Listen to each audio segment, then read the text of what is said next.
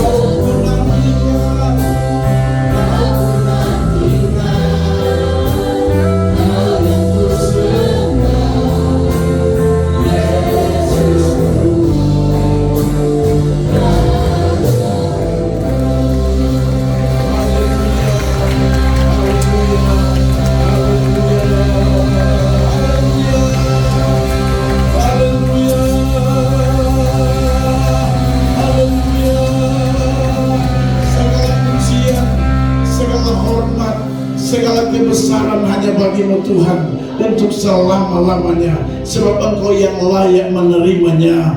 Terima kasih Bapa di surga buat kesempatan yang Tuhan berikan bagi kami lagi di hari ini. Kami boleh ada di hadirat-Mu, di tempat ini, di bait mesbah-Mu, untuk kami memuji-muji dan menyembah Tuhan. Kami mengagungkan dan memberi penghormatan setinggi-tingginya hanya kepada-Mu, Raja di atas segala raja, Tuhan yang luar biasa. Terima kasih Bapa di dalam surga. Terima setiap pujian penyembahan kami, terima setiap pengagungan kami kepada-Mu Tuhan, menjadi sebuah persembahan kami yang hidup dan berkenan kepada Tuhan. Terima kasih Bapa di dalam surga. Dan tiba saatnya kami lagi akan mendengarkan kebenaran firman-Mu. Mari Roh-Mu yang kudus menolong kami semua tanpa terkecuali, mengurapi kami semua, agar kebenaran firman Allah yang akan kami dengar menolong kami, memberkati kami, membawa kami dari hari ke hari, kami makin sesuai dengan apa yang Tuhan kehendaki. Bahkan Tuhan membawa kami kepada jalan-jalan-Mu yang benar. Terima kasih Bapa di dalam surga. Kami tidak pernah izinkan ada kuasa kegelapan roh jahat yang mau mengganggu konsentrasi di dalam kami mendengarkan firman-Mu. Baik dia bekerja di hati, pikiran kami, perasaan kami, bahkan Tuhan sekeliling kami, kami tolak, kami hardik, perintahkan keluar di dalam nama Yesus Tuhan. Dan Roh-Mu yang kudus sekali lagi berdaulat di tempat ini, di setiap kami yang hadir. Dalam nama Tuhan Yesus Kristus, firman Allah yang hidup, heran dan berkuasa, kami sudah berdoa dan siap mendengarkannya dalam nama Yesus. Semua yang siap dengar firman Tuhan, mari sama-sama berkata amin. Silakan duduk kembali Bapak Ibu Saudara yang Tuhan Yesus kasih. Haleluya. Puji Tuhan.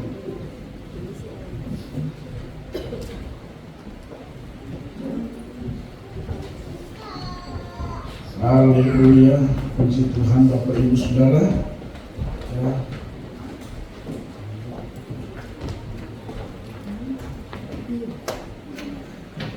Ya, puji Tuhan.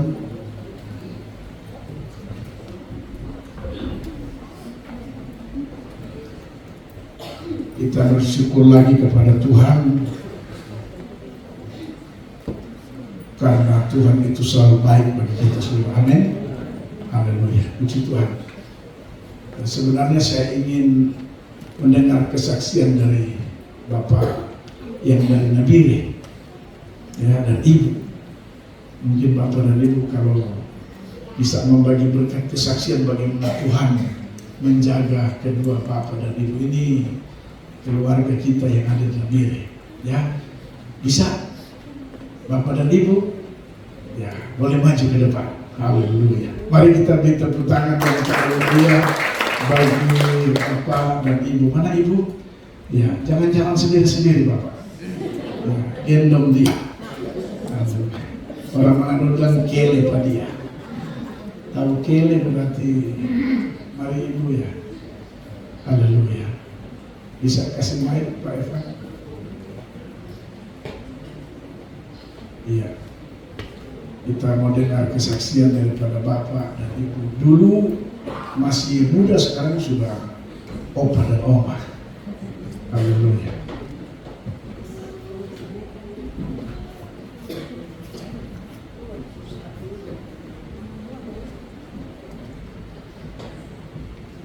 Shalom. Shalom. Puji nama Tuhan. Kalau kami ada di tempat ini bukan kehendak kami, tapi Tuhan yang menuntun kami hingga kami ada di tempat ini. Amin. Kalau rencana awal kami untuk berobat, rencana awal itu mau ke Makassar. Tapi begitu waktu berjalan, tiba-tiba hati kami tergerak untuk ke Solo sini. Kami percaya bukan karena kehendak kami, tapi semua ini karena kehendak Tuhan. Sehingga kami ada di tempat ini. kalau mungkin jemaat yang ada, jemaat yang lama-lama pasti tahu kami. Karena awalnya kami dari Sorong sini. Dan kami kalau kembali ke belakang, di mana saat kami ada di Sorong di Kampung Baru, tempat tinggal kami bersama Bapak Perangan. Itu awalnya satu rumah, kemudian rumah dibagi dua, jadi berdampingan. Dan kami beribadah di gereja sidang Tuhan pada waktu itu. Namun waktu berjalan terus, begitu Tuhan menuntun kami, sehingga kami ke Nabire. Pada tahun 1997 saya yang awal ke sana. Kemudian 1 tahun kemudian keluarga menyusul ke Nabire. Sampai saat ini kami ada di Nabire. Dan kami percaya bahwa dalam perjalanan hidup ini, kalau kita sungguh-sungguh percaya kepada Tuhan dan tidak mengandalkan kekuatan sendiri, Tuhan akan menuntun kita terus sesuai dengan rencana Tuhan sendiri, bukan rencana kita. Karena itu kalau kami ada di tempat ini bukti nyata bahwa Tuhan menuntun kami hingga kami ada di tempat ini. Kami sangat bersyukur selama kami berada di Sorong sini. Secara manusia, saya terus terang, kalau menghadapi keadaan yang kami hadapi tidak sesuai dengan keinginan kami, tidak sesuai dengan rencana awal kami, karena kami pikir secara manusia kami datang di sini pasti aman-aman dan lancar saja. Tetapi kenyataan jauh daripada apa yang kami inginkan. Tetapi itulah manusia. Karena Tuhan punya rencana itu tidak langsung instan. Tuhan itu punya rencana itu sangat-sangat jauh dari kita punya pikiran manusia. Sehingga di dalam keberadaan kami di Sorong ini, dalam menjalani proses operasi mata, banyak hal yang kami tidak bisa terima secara manusia, bahkan bisa mengecewakan. Tapi kami juga sebagai hamba Tuhan, kami tetap percaya pada firman Tuhan. Karena kalau kita mengikuti firman Tuhan, itu jalan-jalan Tuhan, itu rencana Tuhan pasti akan terbukti. Dan kalau secara manusia kami perasaan ini mungkin kecewa rasanya, tetapi kembali kepada firman Tuhan, kami tetap percaya bahwa firman Tuhan dalam hidup ini. Ada satu ayat firman Tuhan yang terdapat di dalam Yesaya pasal 3 ayat 15. Di situ dikatakan bahwa bertobat dan diselamatkan. Kemudian bagian B dikatakan percaya, tenang dan percaya, maka di situ telah terletak kekuatan. Itu yang saya pegang. Sehingga apapun yang saya hadapi, saya selalu tenang, rendah hati, dan tidak mengikuti emosi. Tetapi menjauhkan segala emosi, tersinggung apa segala.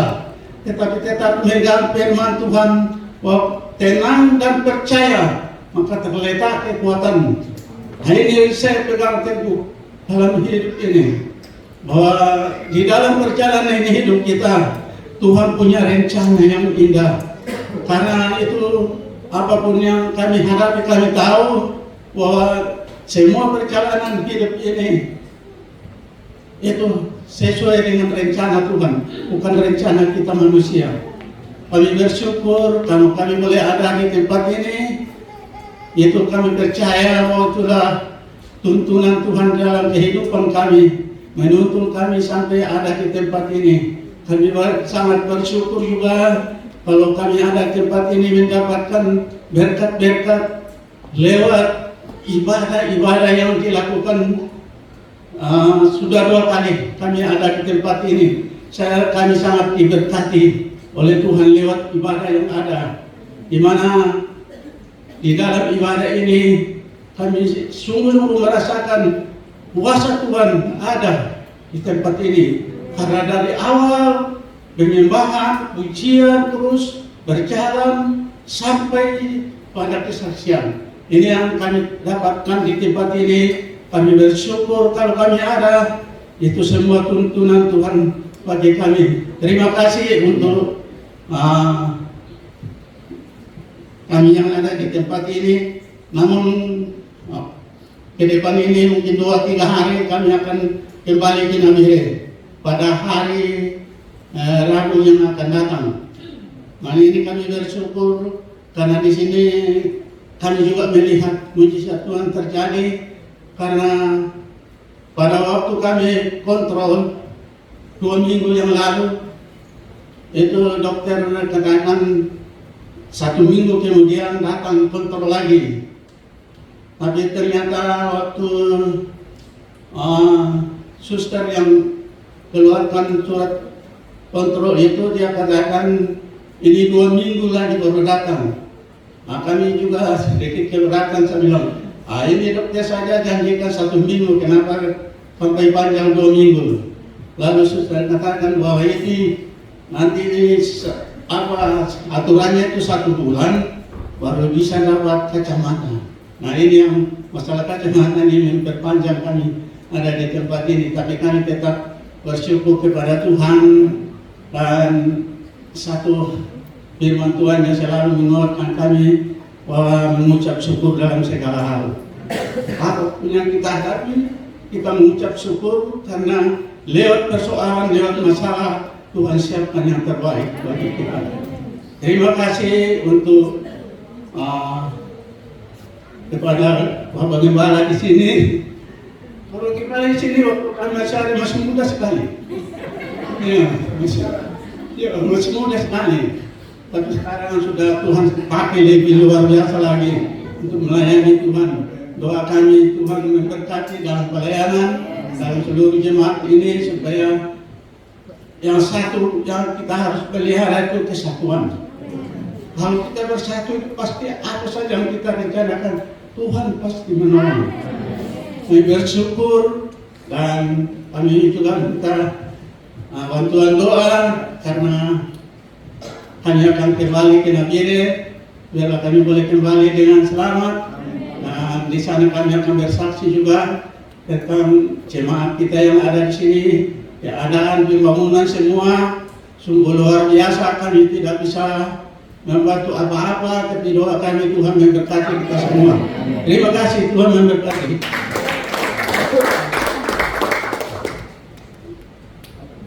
Ya, puji Tuhan.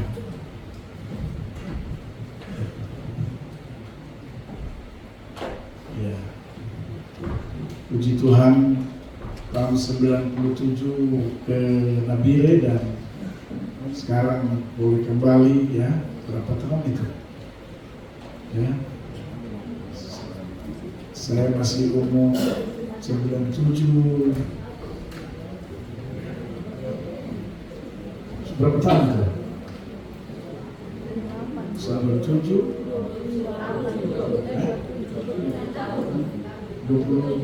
27 tahun lalu ya. Jadi 27 tahun, ya wajar lah kalau Opa bilang saya masih muda.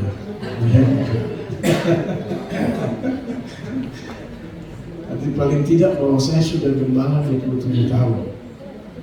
Ya, amin. Jadi separuh hidup saya itu sudah separuh hidup itu sudah di ladang Tuhan. Haleluya. Separuh hidup itu selama gembala cuman tugasnya, kerjanya hanya belajar dan belajar firman Tuhan. Ya, saya berapa kali harus upgrade pendidikan sekolah dari S1 ke S2 sampai kepada S3. Haleluya. Itu tantangan yang harus saya ambil dengan penuh risiko. Kenapa? Karena jemaat di kota itu ada yang sudah S2, Ke depan jemaat tidak ada lagi SMA, pasti S1, S2 dan bukan tidak mungkin S3. Haleluya. Anda bayangkan kalau jemaat sudah S2, S3, gembala lulusan SMA. Haleluya ya. Dan gembala tidak mau belajar, ini kan bahaya, saudara ya. Alkitab bilang dalam Wahyu, umatku binasa karena tidak ada wahyu. Haleluya. Jadi memang penting ya, seorang pemimpin harus mengupgrade. Dan kita bersyukur bisa lihat Bapak ini, mungkin jemaat tahu saudara pemuda kita dulu, Robi. Nah ini orang tuanya saudara Robi yang sekarang sudah menikah dengan orang Batak. Warga apa ya? Orang Bataknya. Dan sekarang menetap di Aimas karena bekerja ya. Robi waktu datang masih muda juga, dan waktu datang tidak bekerja, tapi berjemaat di tempat ini. Kita berdoa supaya dia bekerja, dan sekarang sudah sebelum menikah sudah dapat pekerjaan, sekarang jadi pegawai negeri ASN. Amin saudara. Jadi anak-anak muda percayalah ya, giliran kalian akan datang asalkan saudara tetap setia pada Tuhan. Puji Tuhan ya. Terima kasih buat kesaksian dari Bapak kekasih kita ya, dan Ibu yang sungguh luar biasa. Memang kadang-kadang hidup ini yang kita alami tidak sama seperti yang kita harapkan. Ya, kadang-kadang seperti itu.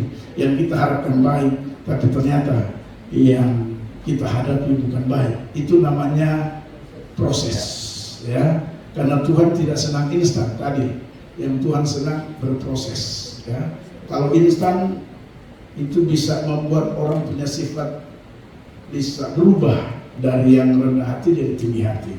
Tapi kalau orang berproses dari nol pelan-pelan sampai Tuhan bawa ke level yang paling di atas, dia akan tahu bahwa saya ada di sini karena pertolongan Tuhan melalui proses ya. Yusuf bisa jadi perdana menteri di Mesir karena apa? Karena proses. Proses dimulai dari dalam keluarga, tidak dari luar, dalam keluarga. Terlalu suka adik kakak, haleluya.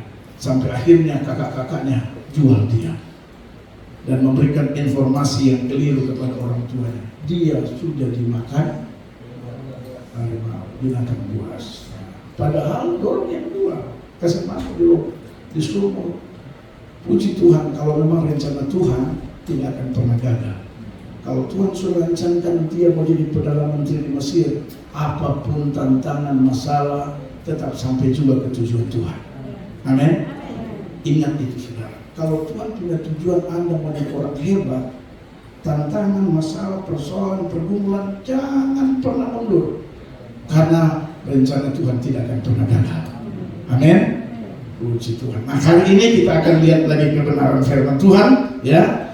Mari kita lihat firman Tuhan dalam Ibrani pasalnya yang kedua, ayatnya yang pertama sampai dengan ayatnya yang keempat.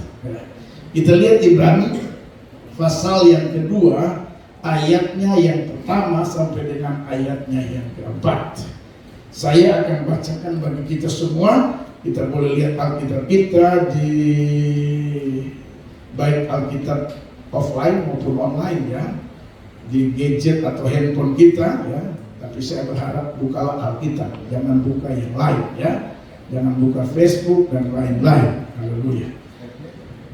Ibrani pasal 2 ayat pertama, demikian bunyi firman Tuhan. Karena itu harus lebih teliti kita memperhatikan apa yang telah kita dengar, supaya kita jangan hanyut di bawah arus. Sebab kalau firman yang dikatakan dengan perantaraan malaikat-malaikat berlaku, tetap berlaku, dan setiap pelanggaran dan ketidaktaatan mendapat balasan yang setimpal. Ayat 3.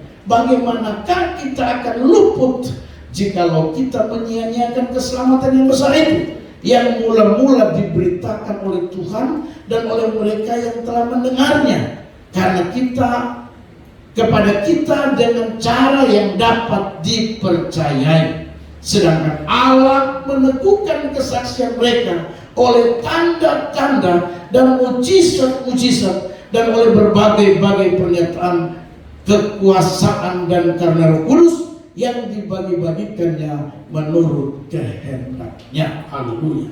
Bapak Ibu Saudara yang Tuhan Yesus kasih, dalam perikop dikatakan keselamatan yang besar. Kepada siapa? Kepada bangsa Israel. Firman Tuhan ini ditujukan kepada bangsa Israel atau orang-orang Yahudi, ya, terkait dengan keselamatan yang dikerjakan oleh pribadi Yesus Kristus, Tuhan, yang notabene di luar cara mereka berpikir, atau dengan kata lain mereka sulit menerimanya.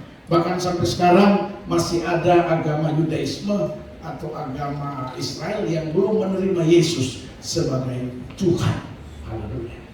Ya, tapi mau tidak mau, suka tidak suka, firman Tuhan sudah digenapi bahwa Yesus sudah lahir, dia hidup, dia mati, bangkit naik ke surga, dan dia menyelesaikan terkait dengan keselamatan bukan saja bangsa Israel tetapi juga seluruh umat manusia. Karena itu dibilang keselamatan yang besar. Haleluya. Tapi saudara perhatikan judul tema khotbah saya pagi hari ini, kita perhatikan itu ada pada ayatnya yang kedua bagian A. Dikatakan firman Tuhan begini, karena itu haruslah lebih teliti kita memperhatikan apa yang telah kita dengar, supaya kita jangan hanyut di bawah arus.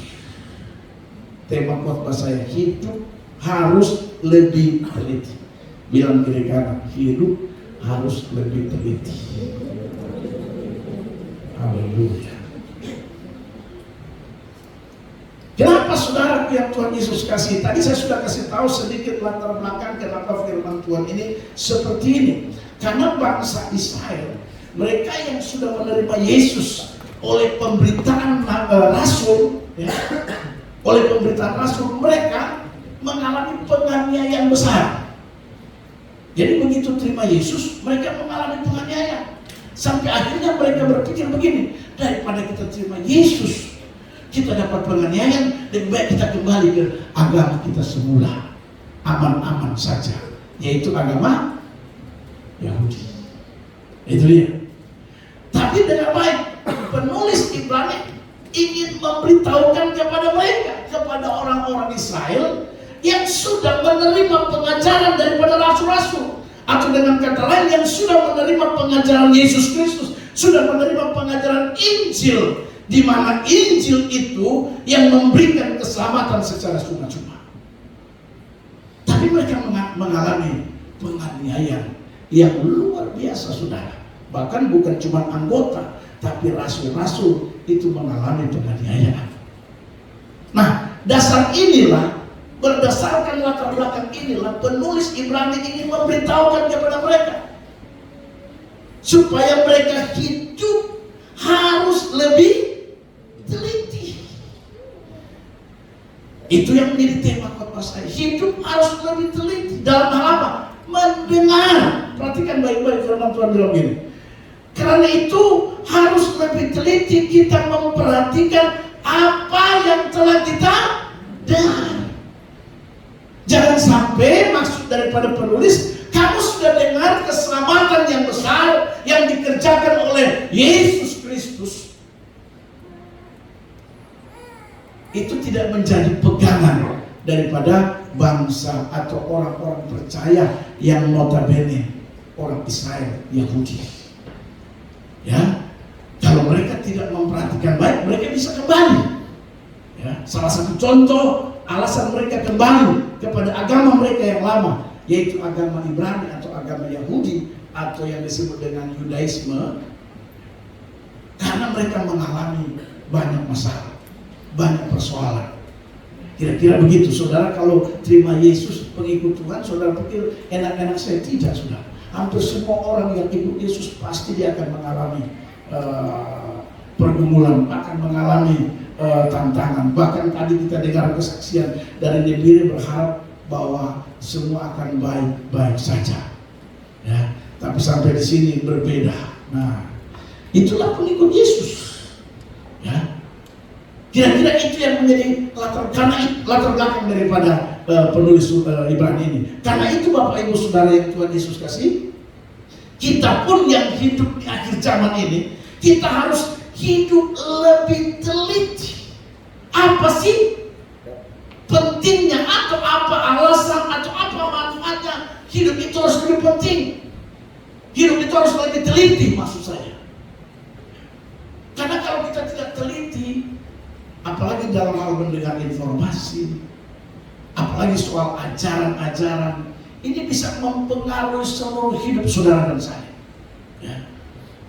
Jadi Bapak Ibu Saudara, jadi orang Kristen harus lebih teliti dalam hal mendengarkan informasi, apalagi terkait dengan ajaran-ajaran daripada kebenaran firman Tuhan. Ada orang yang mengajar dengan kepentingan tertentu, ya. Tapi ada orang yang mengajar dengan maksud dan tujuan yang tulus, ikhlas, ya.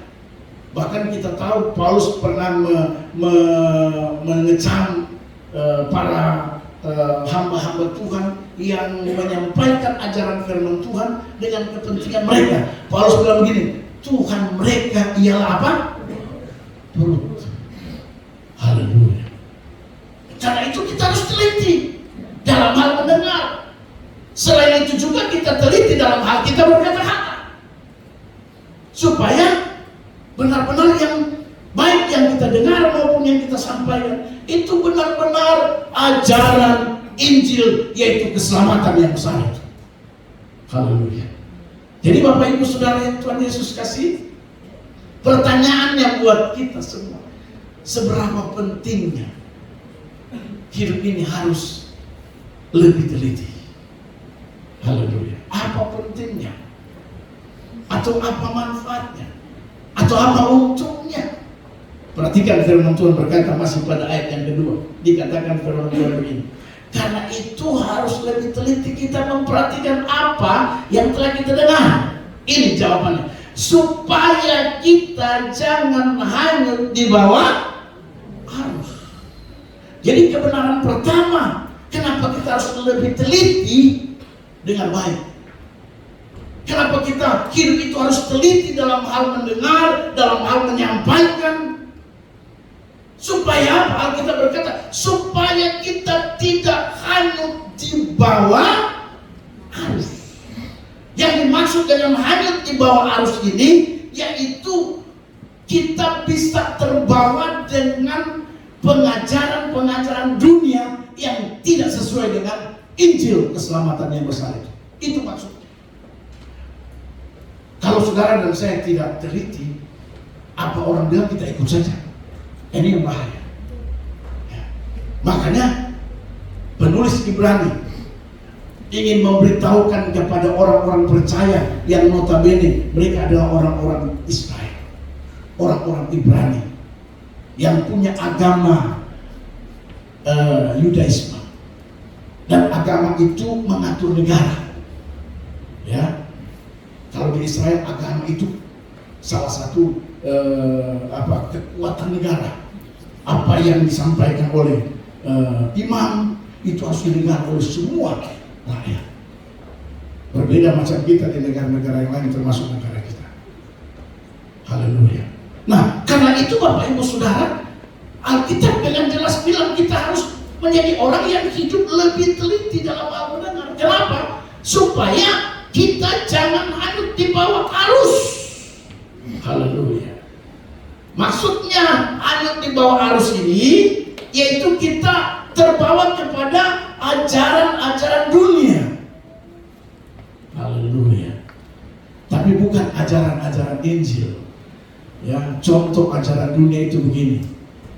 Kalau misalnya kita mau buka usaha, ya, buka usaha itu ajaran dunia itu harus siram air baru sapu keluar. Haleluya. Itu ajaran dunia. Maka kita harus teliti. Atau kalau kita mau menikah, orang bilang jangan menikah hari Kamis, karena kau akan jadi Kamis itu miskin. Itu ajaran dunia. Jangan dengar.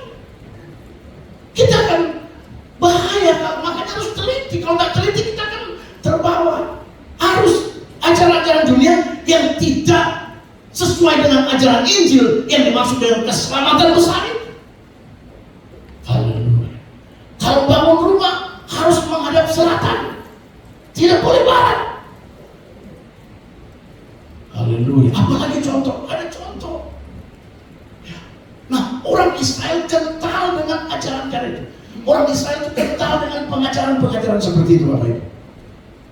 Saya tidak tahu kita suku-suku apakah kental seperti itu, tapi saya masih ingat Tomina yang sekarang sudah almarhum, ya, waktu dia datang kunjungi waktu rumah masih di bawah, dia kunjungi datang ke rumah, ngobrol, ya, karena dia katanya bisa lihat ini rumah bagus atau tidak.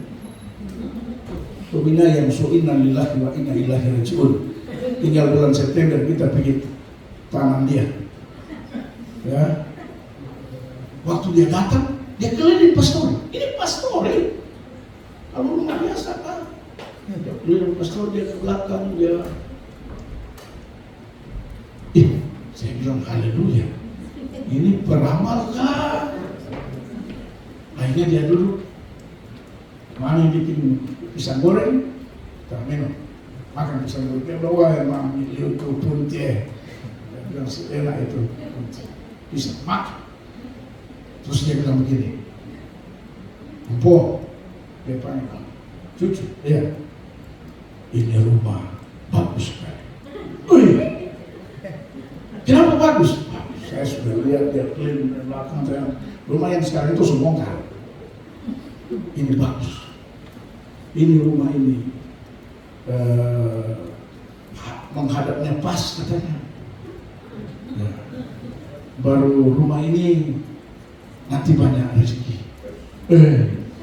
Ya, dalam hati saya, dia sudah tahu kalau dia tanya lagi. Tapi saya tidak terpengaruh dengan itu, saudara. Ya, melihat-lihat ada orang bangun rumah, sebelum dia bangun rumah di tiang itu dia kasih uang halus, uang recehan, lalu taruh tiang situ. Ini ajaran, ini hati-hati. Kalau kita nak teliti, kita bisa terbawa arus, yaitu arus pengajaran-pengajaran dunia yang notabene bertentangan dengan firman Tuhan. Makanya hidup harus lebih teliti, saudara. Supaya jangan, saudara, apalagi anak-anak muda dengar baik. Anda ini kan banyak belum tahu, kurang pengetahuan. Jadi kalau orang tua sudah bicara, paling Anda bilang, oh iya kan? Haleluya. Oh iya ya. Haleluya. Jadi itu kebenaran pertama yang saya memberitahu supaya kita jangan hanyut di bawah arus. Dan dengan baik, kalau kita hanyut di bawah arus itu ada dampaknya, bukan tidak ada dampaknya. Pada poin kedua saya akan beritahu apa akibatnya kalau saudara dan saya terbawa arus dunia itu. Haleluya. Ya. Jadi hati-hati, saudara. Budaya orang Yahudi itu, saudara, ya, mereka ada lagi satu budaya orang Yahudi. Di sana itu ada istilahnya keturunan Nabi dan bukan. Haleluya. Nah, pengajaran ini kalau kepada orang Yahudi itu memang harus. Oh, ini keturunan Nabi, darah biru ini. Anda tidak. Ada yang lagi di paling bawah namanya Buddha. Tetapi kalau ajaran Injil tidak seperti itu. Amin. Injil mengajarkan bahwa tidak ada orang Yahudi, tidak ada orang Yunani, tidak ada orang merdeka, tidak ada orang hamba. Haleluya. Itu salah satu contoh lagi yang saya mau beritahu bagi kita, supaya kita benar-benar menjadi orang yang lebih teliti. Coba kita lihat firman Tuhan Kolose 3 ayat yang ke-11. Ya. Kolose pasal 3 ayat yang ke-11 ingin menerangkan kepada kita Kolose 3 ayat yang 11. Ada yang sudah dapat? Ya, silakan baca yang sudah dapat. Kolose 3 ayat yang ke-11.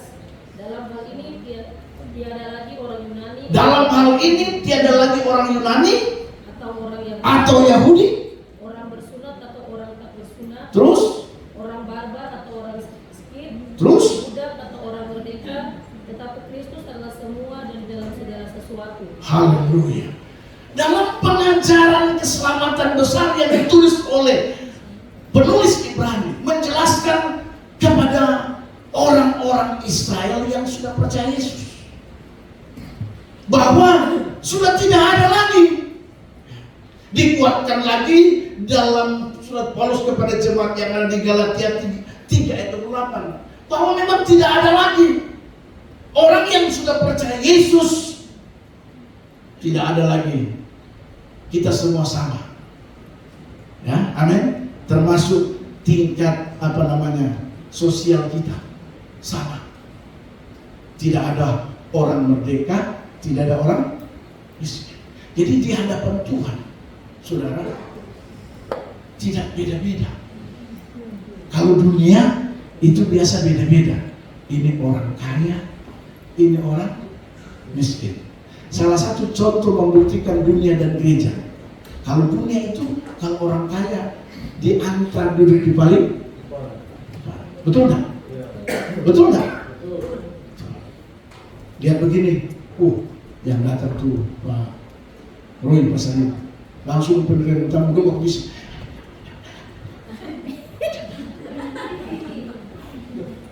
Langsung datang penerima tamu. Mari Bapak duduk di depan. Terus datang yang Pak Evan.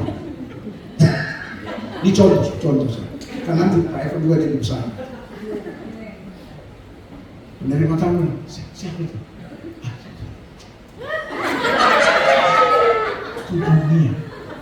Itu dunia. Haleluya. Tapi kalau Yesus di gereja nggak ada itu. Di gereja nggak ada. Gereja itu semua sama. Haleluya. Gereja sama. Nah, di Israel itu adat itu masih ada. Makanya Yesus bilang kamu harus teliti. Hidup harus teliti, kalau tidak terbawa arus. Hanya kita ikut ajaran-ajaran itu. Itu contoh yang kedua. Haleluya. Masih ada tingkatan-tingkatan. Saya tidak tahu di Toraja ada nggak tingkatan-tingkatan itu. Kalau di Toraja bagi saya silakan berlaku di sana. Tapi kalau di gereja tidak ada itu. Amin. Tidak ada. Karena bagi Yesus kita semua sama. Haleluya. Ada lagi satu kekurangan lagi, budaya orang Israel. Budaya orang Israel itu, mereka menganggap bahwa mereka ini adalah orang pilihan. Selain mereka anggap itu hanya apa? Ini orang-orang tidak punya kesempatan untuk dapat janji Tuhan. Bagi orang Israel, karena mereka umat pilihan, orang pertama. Kamu belakangan, kamu tidak bisa masuk golongan, karena mereka umat pilihan. Dan itu dibantah oleh pengajaran ajaran Yesus. Itu boleh, itu berlaku dunia seperti itu. Tapi untuk Yesus tidak. Amin, saudara. Mana buktinya kalau untuk Yesus tidak? Coba kita lihat ayat ini, ya. Haleluya. Coba kita lihat dalam Matius 19 ayat 30. Haleluya. Apa kata firman Tuhan? Matius 19 ayat 30 ini pengajaran Yesus tentang apa yang diklaim oleh bangsa Israel bahwa mereka umat pilihan, mereka orang yang pertama. Dan di luar orang Israel itu tidak berhak menerima janji-janji Tuhan. Coba baca, saya juga dapat. Matius 19 ayat 30. Tetapi banyak orang yang terdahulu akan menjadi yang terakhir. Banyak orang yang terdahulu akan menjadi yang terakhir. Dan yang terakhir akan menjadi yang terdahulu. Yang terakhir akan akan menjadi terdahulu. Sudah tahu alasan kenapa Yesus katakan itu? Karena bagi Yesus, kau yang pertamakah, kau yang barukah, itu bukan hal yang penting. Yang penting bagi Yesus, kau setia ikut Yesus. Itu konteksnya soal upah mengikut Yesus.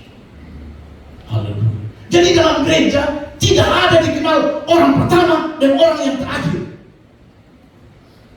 Kita jangan sampai terpengaruh. Haleluya. Bagi Yesus, kau mau pertama kah, kau mau belakangan kah? Bagi Yesus itu yang paling penting siapa yang paling setia mengikut Yesus. Upah mendapatkan dari Yesus, saudara, itu yang harus Yesus lihat soal kesetiaan kita. Tapi orang Israel tidak. Orang Israel tidak. Budaya mereka adalah umat pilihan Allah. Jadi bagi mereka apapun yang terjadi harus kami yang duluan menerima janji Allah. Dan termasuk dulu mereka katanya yang duluan masuk surga. Itu mereka punya keyakinan, mereka punya, itu sudah menjadi sebuah budaya dan kepercayaan mereka sudah. Sementara Yesus tidak mengajarkan seperti itu. Ya, Yesus mengajarkan bukan soal siapa yang pertama dan siapa yang terakhir. Bahkan dia bilang begini dalam pembacaan firman Tuhan tadi, dikuatkan pada Lukas 13 ayat 30. Ya, Lukas 13 itu menguatkan ayat yang tadi, bahwa yang paling penting yang Tuhan mau terkait mereka yang akan menerima upah bukan soal pertama dan yang terakhir, tapi soal siapa yang paling setia. Jadi gereja yang benar melihat orang seperti itu. Amin. Gereja yang benar mengajarkan melihat orang dari kesetiaan. Makanya dengar baik, Anda biar sudah lama di gereja ini, kalau Anda tidak setia, orang yang baru datang bisa melayani Tuhan. Amin. Haleluya. Pak Menanti baru berapa lama di sini? Belum 1 tahun. Belum 1 tahun. Tapi dia sudah melayani. Apakah ada yang protes? Pak Gembala, saya lebih tua di sini. Saya angkatan 2010. Kenapa menanti angkatan 2004 Bapak ke depan? Bukan soal lama dan barunya kalau begini, tapi soalnya dia siap hati. Bapak, saya harus siap melayani Tuhan. Tuhan lihat hati. Haleluya. Makanya terima berkat itu bukan dari angkatan 45 atau angkatan 24. Biar angkatan 45, tapi kalau tidak mau memberi diri, amin, tidak mau menyerahkan diri untuk melayani Tuhan, tidak mau menyerahkan diri untuk dipakai oleh Tuhan, meskipun kau angkatan 98. Karena Tuhan tidak lihat itu. Yang Tuhan lihat, biar baru tapi mau menyerahkan diri. Saya mau melayani. Belum 1 tahun Pak nanti sudah main timbal. Haleluya.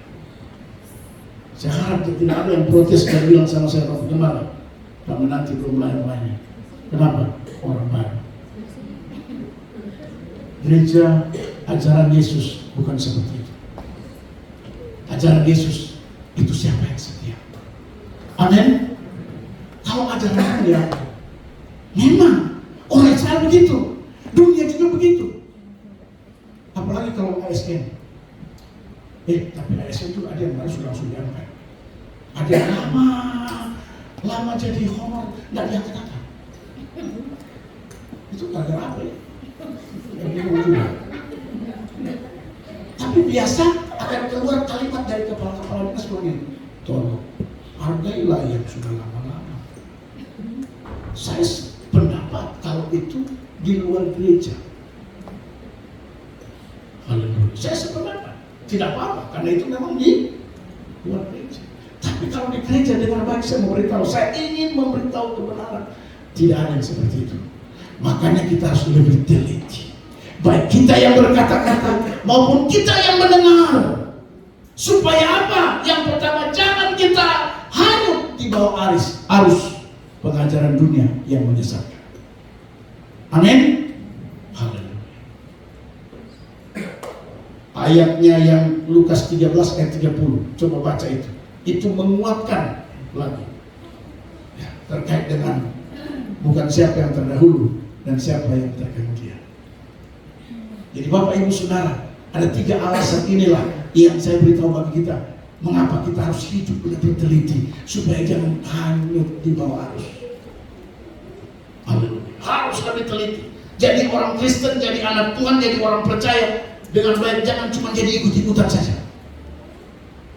Tapi kita harus punya pengetahuan. Kita harus belajar. Sebab kalau tidak kita bisa terbawa arus. Amin. Haleluya. Itu yang pertama. Kenapa kita harus lebih teliti? Jadi orang harus lebih teliti supaya kita jangan terbawa. Yang kedua, kenapa kita harus lebih teliti? Perhatikan firman Tuhan. Ayatnya yang kedua. Sebab kalau firman yang dikatakan dengan perantaraan malaikat-malaikat itu masih tetap berlaku, dan setiap pelanggaran dan ketidaktaatan mendapat balasan yang setimpal. Yang kedua, kenapa kita harus lebih teliti dalam mendengarkan ajaran, lebih teliti dalam menyampaikan kebenaran. Karena kalau tidak, yang kedua, saya temukan kebenaran firman Tuhan, ya, supaya kita luput. Ayat 3 maksud saya, ya. Bagaimanakah kita akan luput? Garis bawahi kalimat yang ketiga itu. Ayat 3. Bagaimanakah kita akan luput? Haleluya. Jadi yang kedua, dengan baik. Kenapa kita harus lebih teliti dalam hidup ini? Supaya kita luput dari hukuman. Haleluya. Bukan tidak mungkin ada bahaya dan ancaman yang akan menimpa hidup saudara dan saya kalau kita hidup tidak teliti. Haleluya. Bukan tidak mungkin. Karena kata firman Tuhan pada ayat yang ketiga, bagaimanakah kita akan luput jikalau kita menyia-nyiakan. Artinya dengar baik Bapak Ibu Saudara, kalimat ini sudah jelas. Kalau kita menyia-nyiakan, dalam bahasa aslinya dijelaskan, kalau kita tidak memperhatikan dengan serius, maka kita akan menerima hukuman. Hukuman itu setimpal dengan perbuatan kita. Haleluya. Di sini dibilang menyia-nyiakan. Dalam terjemahan yang lain menjelaskan kita tidak memperhatikan secara serius, maka kita akan kena apa? Hukuman. Pak Ivan, ada ayat itu? Kalau bahasa sehari-hari jelas sekali. Jadi Bapak Ibu Saudara, harus, sekali lagi saya mau beritahu supaya kita luput dari hukuman. Ya, mari kita hidup lebih teliti. Yang kita dengar, wah, ini salah, jangan kita terbawa, jangan kita dengar, karena kita akan kena hukuman, saudara. Jadi pendek kata saya memberitahu bahwa sebagai orang percaya, kiblat kita harus selalu pada Injil Kristus. Kiblat kita, dengar baik, harus selalu pada Injil Kristus. Jadi kalau ada pengajaran, ya, ada informasi yang menurut Anda itu lain, tetap kiblatnya ke Injil. Anak-anak muda ingat, harus tetap Injil itu menjadi kiblat kita, menjadi patokan kita, menjadi dasar kita, menjadi pegangan kita dalam memfilter semua informasi, apapun yang kita dengar. Makanya hidup harus lebih teliti. Jangan hidup tidak teliti. Kalau hidup tidak teliti, saudara, semua yang datang saudara terima, dan saudara bilang ini semua dari Tuhan. Haleluya. Ada suatu saat ada anak Tuhan, dia datang waktu masih di gereja lama. Dia datang baru dia bersaksi.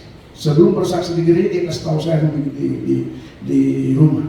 Saya tinggal di dalam misol, lalu dia datang bersaksi. Dia bilang, Pak Pendeta, saya ingin bersaksi di gereja. Bersaksi apa? Tentang penglihatan saya. Oh, penglihatan apa dulu? Saya cek dulu. Nah, dia bilang, saya melihat bahwa paku yang dipakukan ke tangan Tuhan Yesus itu paku 7. Saya dalam hati, darah Yesus berkuasa. Ini kesaksian paku 7. Itu yang dilihat. Kayu salib itu kayu manis. Jadi kayu manis. Jadi saya dalam hati, ini waktu itu kan saya belum, waktu dia ngomong itu saya belum pernah ke Israel. Jadi saya belum tahu juga kayu apa. Ya, nah nanti kalau bapak-bapak mau ke Israel akan tahu, oh, kayu inilah yang dipakai salib. Ya, tapi dia bilang kayu manis. Saya juga tidak tahu kayu manis itu pohon besar, kecil, tapi dia melihat begitu. Haleluya, saya dalam hati, ini pengajaran apa lagi yang model begini? Ya. Hati-hati. Ada lagi satu kesaksian di gereja sidang Tuhan, masih berjalan. Kita sementara penyembahan, berdoa, haleluya. Tiba-tiba Bapak satu masyarakat di atas orang Elis, dia foto dulu kan masih pakai apa ini? Blitz.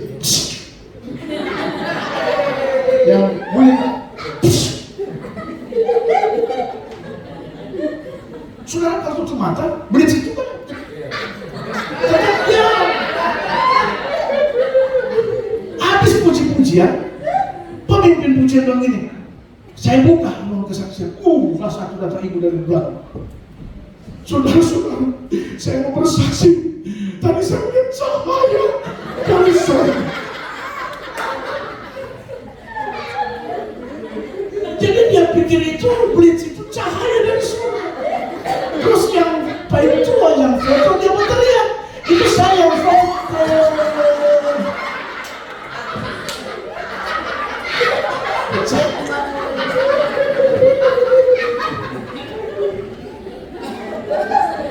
Saudara, itu kalau gembala, Pak Martin tahu itu.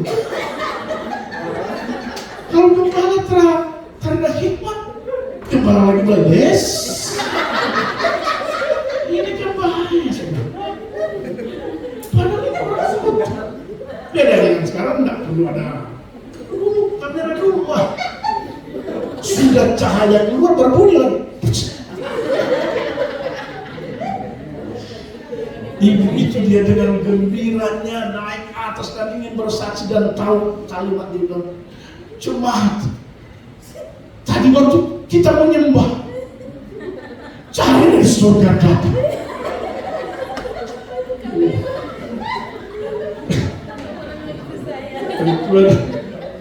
Tuhan berteriak, itu saya yang foto.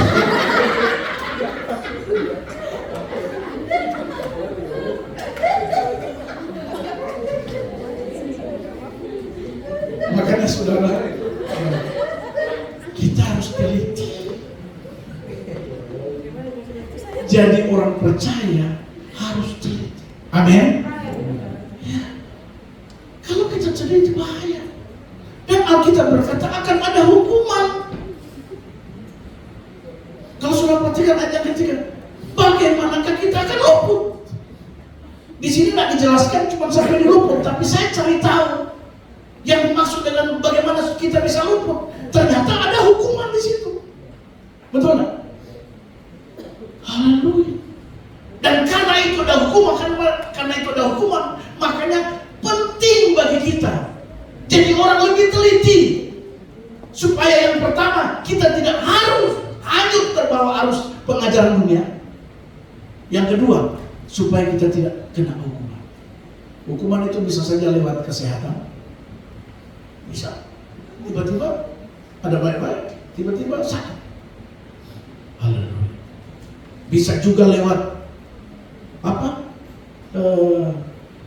Hukuman itu bisa datang lewat kecelakaan. Macam-macam. Dan saya yakin kita tidak mau mengalami hukuman itu. Amin. Amin, saudara. Bilang kiri kanan, saya tidak mau mengalami hukuman. Ada yang mau, Pak. Makanya supaya kita luput dari hukuman itu, saudara, dengan baik kita harus lebih teliti. Hati-hati.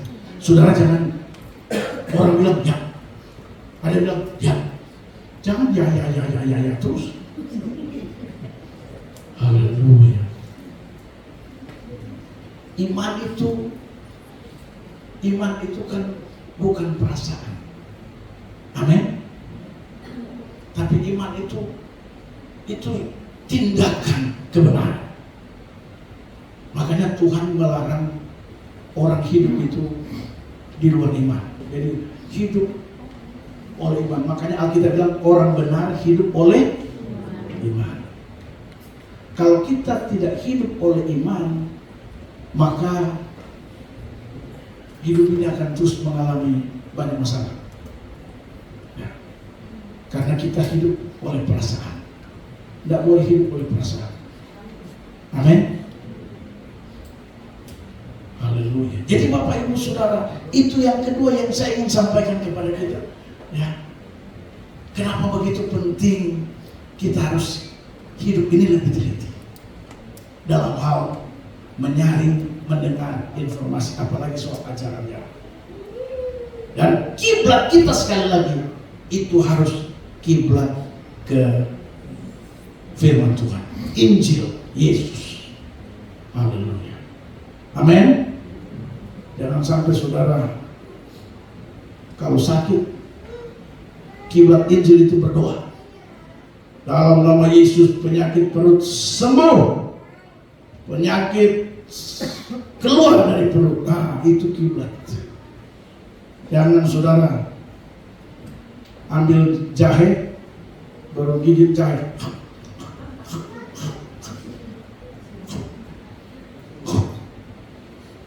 Menurut tete dari kampung Sebul, puji Tuhan kalau dia sikat gigi. Tapi kalau dia tidak sikat gigi baru dia sembuh. Haleluya. Saya khawatir dia aman dari corona, Anda dapat corona. Baru dia sembuh lagi, pertama sembuh masih jahe yang keluar. Kedua sembuh jahe masih ada sedikit-sedikit. Ketiga, so tidak ada jahe.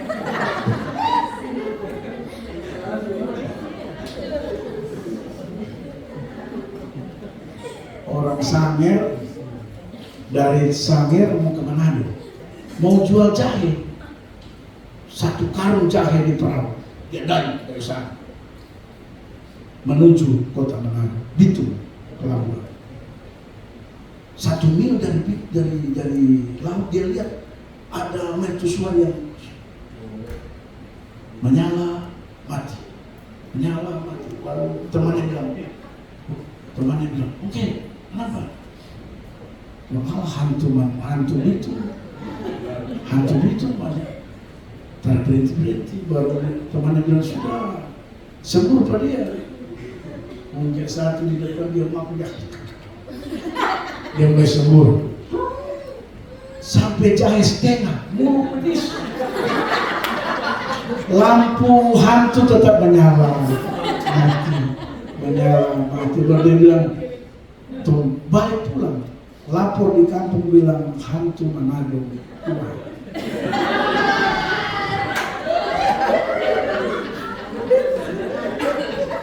Biasa mereka cuma 2-3 biji jahe, hilang tuh hantu. Ini sampai 1,5 karung, langsung babusan. Tidak mati Pak, bagaimana mau mati? Lihat itu semua. Bagi mereka punya kepercayaan itu kalau ada begitu tidak boleh lewat, harus izin pamit dulu. Paling tidak ya singkirkan dia dengan cara mereka.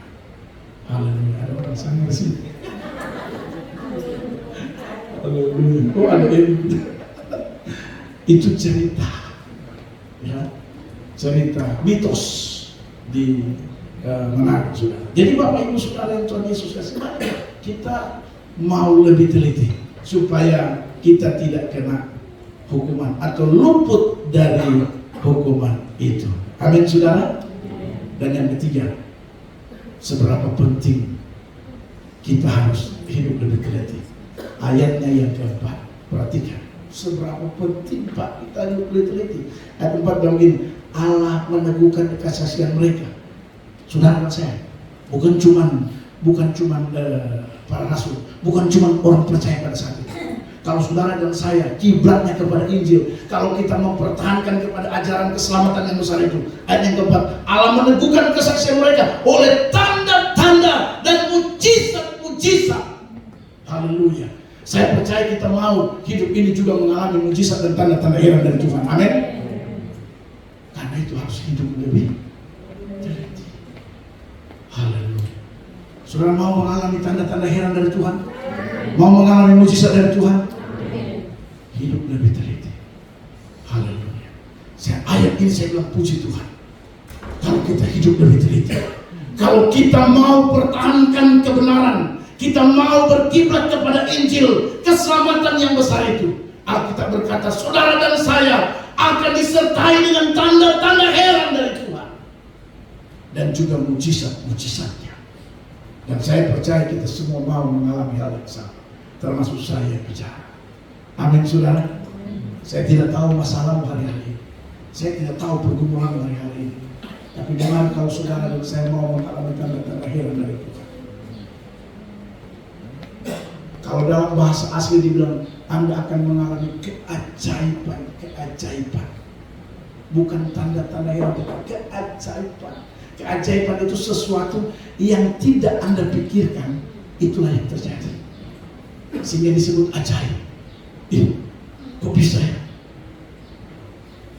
Saya tidak pernah bayangkan kalau saya punya rumah, saya tidak bisa bayangkan kalau saya punya ini, punya itu. Nah itu keajaiban. Amin. Kalau dipikir-pikir, gaji saya cuma seorang polisi gaji berapa Pak Pasal? 7 juta, 8 juta. Tapi, tiket gaji dasar 3,5 juta gaji dasar. Ini yang disebut ajaib. Punya ini, punya itu. Amin. Itu yang disebut ajaib. Haleluya. Yang punya gaji, tapi tiba-tiba Tuhan melakukan keajaiban. Itu yang disebut tanda-tanda heran. Haleluya. Asalkan kita mau hidup lebih teliti. Kalau kemarin-kemarin kita kurang teliti, Tuhan kita, Dia tidak pernah memperhitungkan kesalahan kita. Amin. Nah, mari kita mau jadi orang yang lebih teliti, supaya kita yang ketiga mendapatkan tanda-tanda heran dan mujizat-mujizat. Apa pergumulan hari ini?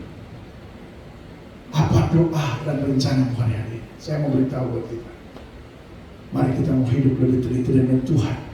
Kalau kemarin-kemarin saya kurang teliti,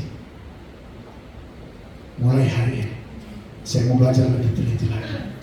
Dan saya percaya kalau saya lebih teliti, yang pertama saya tidak akan hanya terbawa arus pengajaran Tuhan. Yang kedua, saya luput dari hukuman. Dan yang ketiga, saya akan melihat tanda-tanda ajaib dan mujizat-mujizat dari Tuhan. Amin buat firman Tuhan. Tuhan berkati kita semua. Mari pemain musik singkat lagi ke depan. Haleluya.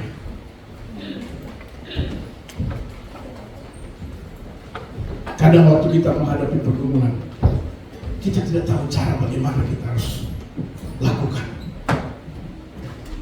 Waktu kita menghadapi masalah persoalan, kadang Kadang kita bingung, apa yang harus saya buat?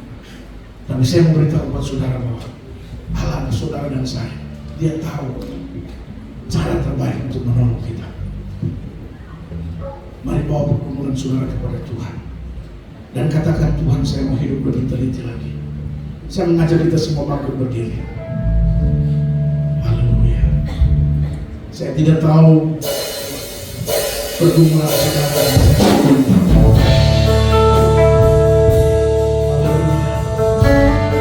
Terima kasih Tuhan. Semua kita dalam sikap doa. Katakan Engkau yang lebih tahu. Dia yang lebih tahu. Kau yang lebih tahu Kita seringkali tidak tahu cara untuk keluar dari persoalan itu. jalanku. Tapi Tuhan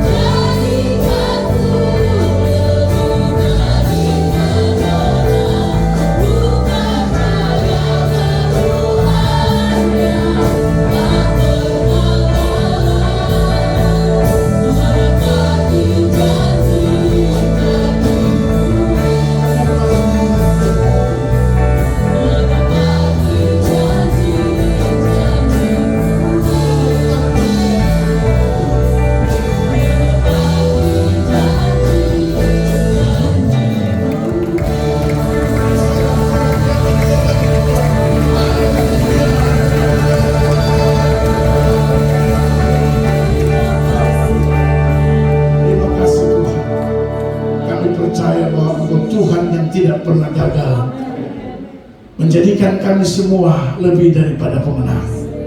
Kami percaya Tuhan, hari-hari hidup kami ke depan kami akan melihat dan mengalami kami dijadikan Tuhan lebih daripada pemenang. Kami juga percaya bahwa Engkau tidak pernah lalai pada janji-Mu. Cepat atau lambat janji-Mu pasti Tuhan genapi bagi kami. Terima kasih Bapa dalam surga. Hamba berdoa Tuhan menolong setiap umat Tuhan yang hari ini dengan segala pergumulan-pergumulan. Tuhan Allah yang lebih tahu cara menolong. Tuhan Allah lebih tahu cara membuka jalan. Mungkin selama ini kami merasa jalan sudah tertutup, tapi Tuhan kami percaya janji firman Engkau tidak akan pernah lalai. Karenanya kami yakin jalan di depan kami akan terbuka. Haleluya. Kami terlalu percaya Tuhan, kuasa-Mu ya dan amin. Kuasa-Mu tidak pernah berubah sampai pada hari ini, bahkan hari-hari hidup kami ke depan. Biar Engkau nyatakan dalam kehidupan kami. Terima kasih Bapa, meteraikan firman Tuhan ini bagi kami semua, bahwa kami dan ajar kami Tuhan dari hari ke hari, hidup ini terus dituntun oleh firman Tuhan. Terima kasih Bapa, biar firman ini merema dalam kehidupan kami. Terpujilah Engkau Tuhan kekal dan sampai kekal. Sebentar kami akan memberikan persembahan syukur kami, persembahan kolekta, persembahan persekutuan, pembangunan. Tuhan memberkati setiap tangan-tangan yang terulur. Engkau Allah yang lebih tahu setiap usaha bisnis pekerjaan, biar kiranya diberkati oleh Tuhan. Apa saja yang dikerjakan oleh tangan-tangan kami, hamba berdoa dijadikan Tuhan berhasil dalam nama Yesus Tuhan. Terima kasih Bapa, terima kasih Yesus, terima kasih Roh Kudus. Ini doa kami dalam nama Yesus. Kami sudah berdoa.